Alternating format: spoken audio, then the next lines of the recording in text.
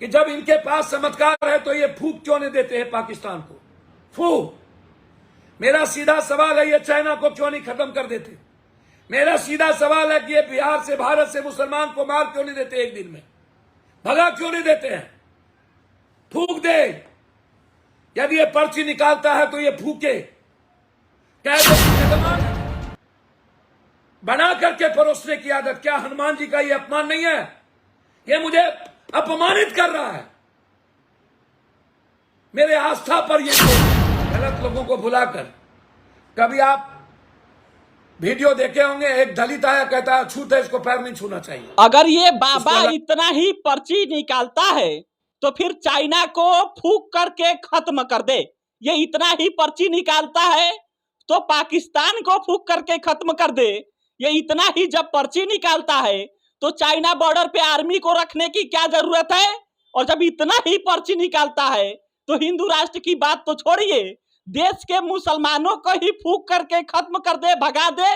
और यह सब कुछ बात कर रहे हैं पप्पू यादव। जाप सुप्रीमो आज फेसबुक लाइव आए थे और फेसबुक लाइव पे जो कैप्शन में लिखे हैं उस पे लिखते हैं पप्पू यादव को अंधविश्वास, फर्जी भक्ति व अंडवार के साथ धर्म और हिंदुत्व के मुद्दे पर दिल की बात। और इस दिल की बात में पप्पू यादव ने 41 मिनट तक बात कही और इसमें सबसे इंपॉर्टेंट की बाबा बागेश्वर धाम के पंडित धीरेन्द्र शास्त्री की जो नौबतपुर में कथाएं हो रही है उसको इन्होंने रडार पर ले लिया। पप्पू यादव कहते हैं कि देखिए ये जो अंधविश्वास फैलाया जा रहा है ये उस लड़के का मार्केटिंग भाजपा वाले कर रहे हैं। एक समय ये लोग आसाराम का भी ऐसे ही मार्केटिंग किए थे, इस समय सुप्रीम कोर्ट ने उसको जेल में ठूस दिया।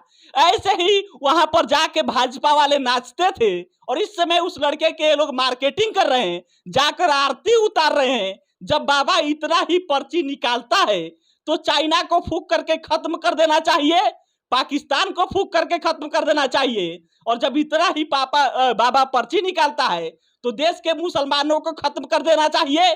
जब कोई खालिस्तान की मांग कर रहा है तो उसकी गिरफ्तारी हो जा रही है तो फिर इसकी गिरफ्तारी क्यों नहीं होनी चाहिए? यानी कि पप्पू यादव कुल मिला जुलाकर बाबा बागेश्वर धाम के पंडित धीरेन्द्र शास्त्री की गिरफ्तारी की मांग कर रहे हैं और बाबा बागेश्वर की कंपैरिजन आसाराम राम रहीम से कर दिए। और उनका कहना यह है कि जब खालिस्तान की मांग अमृतपाल किया तो उसकी गिरफ्तारी हो गई और इस समय हिंदू राष्ट्र की मांग बाबा बागेश्वर धाम के पंडित धीरेन्द्र शास्त्री कर रहे हैं, तो फिर इसकी गिरफ्तारी कब होगी? और ये पप्पू यादव ने आकर बात कही कि जिस प्रकार से अंधविश्वास फैलाया जा रहा है, पाखंड फैलाया जा रहा है, यह हमारे हिंदुत्व पर चोट पहुंचाया जा रहा है, यह हमारे आस्था पर चोट है और इस प्रकार से संविधान विरोधी बात बिल्कुल बर्दाश्त नहीं की जाएगी। बिहार वो धरती है जहां से तमाम महापुरुष निकले हैं, बिहार वो धरती है जो लोकतंत्र की पाठ पढ़ाया, लेकिन बिहार के इसी धरती पर आकर